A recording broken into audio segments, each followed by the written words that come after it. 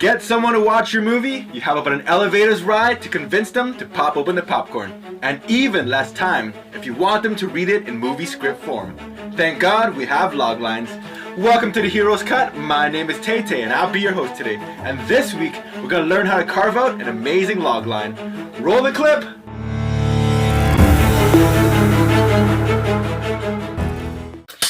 So if you don't know what a logline is, it's pretty much the one sentence that describes a movie before someone decides to blow you off and watch Fast and Furious 12 instead. If you're lucky, you might get two sentences.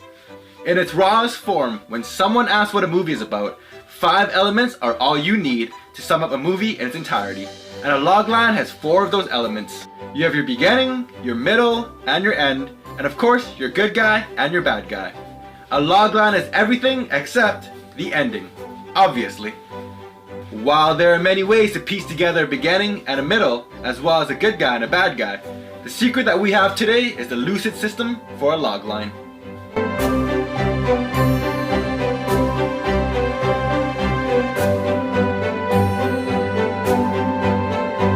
In the lucid system, the beginning can be summed up with the inciting incident that acts on our protagonist, and the middle can be summed up with an action taken on our antagonist. By going in that order, it is an efficient way of covering your bases in a rhythmic and detailed statement.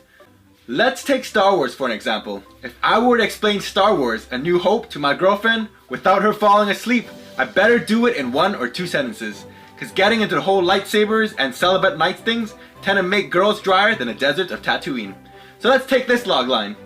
Upon receiving a secret message from a droid, a naive young boy and a wise knight must travel far, far away to rescue a princess and free the galaxy from the clutches of the evil empire.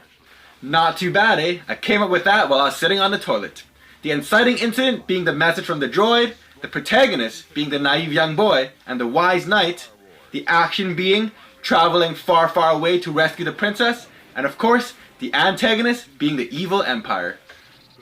Of course, it's an oversimplified sentence summary of one of the greatest movies of all time, but it is effective for someone who has no emotional investment into your story. Yet. By now, you probably got the gist of it, and you want to try it on some of your favorite movies, but let's go through a few more, just so we can get the formula right. One thing you're going to love about this is that it spreads across all genres. Let's start off with some thrillers. Silence of the Lambs. In order to catch a killer who skins his victims, a young FBI cadet must seek help from an incarcerated and manipulative killer. You got your inciting incident, the murders from Buffalo Bill, and of course you got a protagonist, which is Jodie Foster, the FBI cadet. Her action is that she seeks help, and of course our antagonist is Hannibal Lecter. You know why he's called Buffalo Bill? This one likes to skin his humps. Now let's go to the opposite end and try some comedy with Napoleon Dynamite. A listless and alienated teenager decides to help his new friend win the class presidency, while he must deal with his bizarre family life back home. Notice that the antagonist may not always be external. Sometimes it can be within themselves. It can be situations, it can be values, and so on. Well, that about wraps it up for our script tip on amazing loglines. Definitely try them out for the next movie you watch tonight. Whether you're a writer or not, it's a whole lot of fun, and I hope you learned something from it too. Now that you know how to build a lucid logline, I challenge you to try them out with the next movie you watch.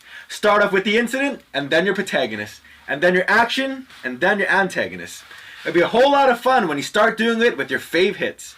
And make sure to like and subscribe to Angry Asian Cinemas for all things movie.